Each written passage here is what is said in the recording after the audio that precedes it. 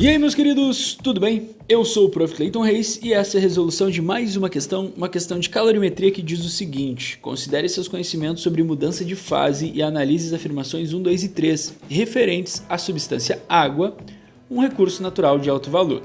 E a primeira afirmação diz o seguinte: durante a transição de sólido para líquido, a temperatura não muda, embora uma quantidade de calor tenha sido fornecida à água. Para a gente verificar se essa afirmação está correta, a gente precisa lembrar de algumas coisas da calorimetria, como por exemplo o seguinte: toda vez que a gente dá ou tira calor de um corpo, duas situações a gente pode observar, tá? A primeira situação que eu vou botar aqui é o seguinte: a gente pode dar ou tirar calor de um corpo e observar uma variação de temperatura. Variação de temperatura. Perfeito. Essa variação de temperatura, a gente associa isso a uma troca de calor que a gente chama de quantidade de calor sensível, e para calcular ela a gente utiliza a seguinte equação: a massa, o calor específico, que é uma constante associada ali à mudança de temperatura de um específico material, vezes a variação de temperatura que aquele corpo sofre. Esse é o mais comum, é o que a gente geralmente lembra, né, quando a gente fala de trocas de calor, os alunos geralmente lembram desse. Mas a gente não pode esquecer que também existe uma outra situação, que é a troca de estado. Troca de estado físico, que justamente é o que a gente está vendo nessa situaçãozinha ali, né? Uma troca de estado do sólido para o líquido, conforme o que a questão fala. Em uma troca de estado, a fórmula que a gente utiliza, né, é a quantidade de calor latente, daí nesse caso, e aí a quantidade de calor latente é calculado como o produto da massa e o calor latente, que é justamente uma constante associada à mudança de estado de uma certa substância. Beleza? Então nós temos essas duas situações. Essa afirmação então ela está correta, né? Porque justamente o que acontece quando eu tenho uma troca de estado, que é o caso ali do sólido para o líquido, eu não tenho uma mudança de temperatura. É uma regra, né, que a gente tem que assumir, porque a gente está falando de uma energia que ou vai ser usada para mudar a temperatura ou mudar o estado. Nunca os dois ao mesmo tempo. Então, por isso, se está mudando o estado, obviamente não vai mudar a temperatura. Afirmação 2. O calor latente de condensação da água tem valor diferente do calor latente de vaporização. Vamos entender o seguinte, porque essa afirmação ela tem pequenos detalhes que a gente tem que se ligar. Primeiro, de maneira geral, quando a gente fala de calor latente, a mudança de um estado vai ter calor latente diferente de mudanças de outros estados. Por exemplo, quando uma substância passa do líquido para o gasoso ou do gasoso para o líquido, ela tem um calor latente associado, um número. Agora, quando ela passa do líquido para o sólido ou do sólido para o líquido, que é uma outra mudança de estado, a gente vai ter o quê? Um outro calor latente de valor totalmente diferente. E quando eu digo calor latente, eu estou me referindo à constante, né? O L que a gente tem aqui, que a gente chama de calor latente, e não o QL. O QL se chama quantidade de calor latente. Eu estou falando da constante, que é diferente.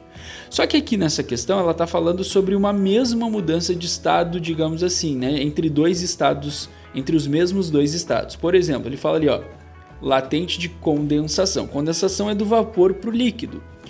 É diferente do valor do calor latente de vaporização. Vaporização é do líquido para o gasoso.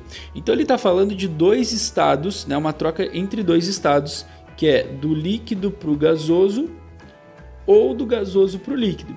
E aí nessas condições, o calor latente, presta atenção agora no que eu vou falar, o calor latente em módulo ele é o mesmo. A gente chama de calor latente de vaporização, mas ele é igual nas duas situações. Isso é bastante importante tu te ligar. Ele é igual. Só que o que pode levar o aluno a errar essa questão? É que quando a gente analisa uma situação de condensação, condensação é o gás perdendo calor e virando líquido. O calor latente nesse caso, ele vai ser negativo, então na condensação a gente vai ter um valor negativo de calor latente. Agora, quando a gente fala de vaporização, é o líquido ganhando calor e virando vapor, o calor latente nessa situação é o mesmo número, porém positivo, justamente porque o sinal nesse caso ele está indicando, ele vai ser usado para indicar a perda de calor ou o ganho de calor no processo. Então a gente tem que entender isso. Esse sinal não representa a quantidade, tá, do número, ele representa a questão do fluxo, se o corpo está ganhando ou se o corpo está perdendo. E aí não entra nessa análise, porque a questão está falando do valor, né? Quando a questão fala, ela fala ali, ó, o calor latente de condensação da água tem valor diferente do calor latente de vaporização. Está falando do número. O número é o mesmo na hora de fazer o cálculo. O que vai mudar é a interpretação e o sinal de acordo com essa interpretação. Então essa afirmação ela está errada, né? Eles não têm calores diferentes, os calores são iguais, beleza? Iguais, deixa eu riscar aqui, ó. Agora a afirmação 3 diz o seguinte: em determinadas condições, a água pode coexistir na fase sólida, líquida e gasosa, em determinadas condições, ou seja, numa condição bem específica. Essa afirmação ela está correta e eu vou te explicar da seguinte forma. Quando a gente estuda isso, a gente estuda mais na química, tá? Que é um gráfico chamado diagrama de fases.